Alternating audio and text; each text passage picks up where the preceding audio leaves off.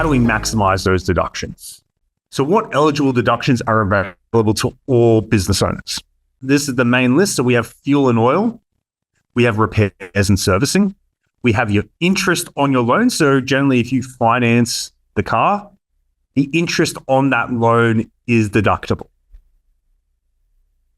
Lease payments. So lease payments are deductible if you're not claiming depreciation on the vehicle.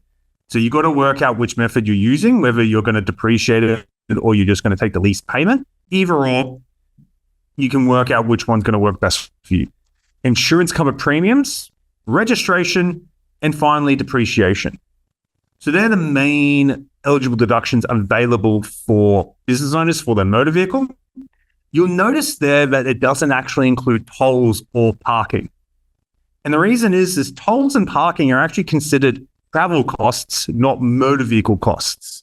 And there's a big difference, and there's a bit of a difference between the two. So just remember that parking and tolls fall into travel costs, not motor vehicle expenses. So when you're maximizing deductions, remember to choose the right vehicle for you. Remember, and so you can claim the right depreciation. So things they don't tell you is when you're buying a car, there is actually a limit of depreciation for standard cars. So a standard family vehicle or a car, sedan, actually has a depreciation limit of $60,000, which means if you decide to buy a shiny $200,000 Mercedes, you're only going to be able to claim $60,000 of depreciation on that. So you've got to be aware. That doesn't apply for commercial vehicles. Commercial vehicles, you can claim 100% of the total cost, no matter how expensive it is. Make sure you keep accurate records. Maintain what you have. Keep receipts. Maintain that logbook. Have it on file somewhere. Consider leasing. Common question I get asked is it right that I pay outright for cash or should I lease it? And the question is if you have the cash available to buy a car, do you actually need that cash the next day if you lose it? There's no point putting $60,000 on a vehicle if the next day you need $60,000 to purchase stock to keep the business up and running. Leasing is a very good option to help maximize your cash flow. The extra cost is the interest, but over time, that interest cost is a manageable cost and a cost of business. Maximize your fuel tax credits. So for those who don't know, fuel tax credits are available for businesses using commercial vehicles.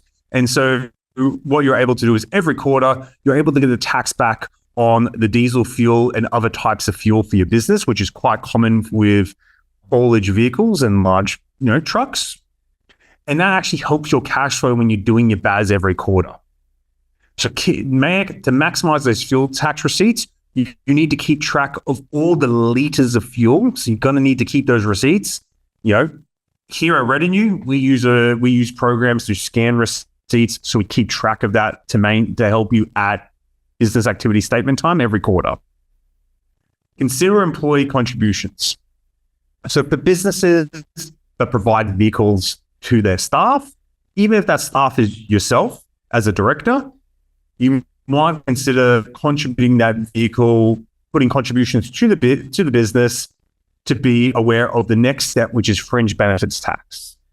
For those who don't know, fringe benefits tax is a tax on the private use of business assets.